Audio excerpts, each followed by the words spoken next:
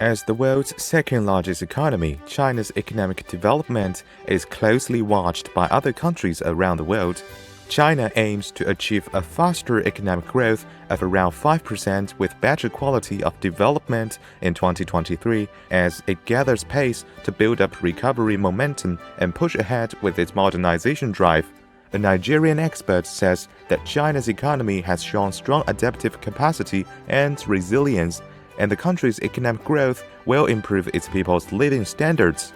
China economy has not only shown resilience, but have demonstrated adaptive capacity even in challenging times. So if you look at the trend consumer index, manufacturing sector, other critical sector boosting consumption, you will see that China economy looks quite very promising.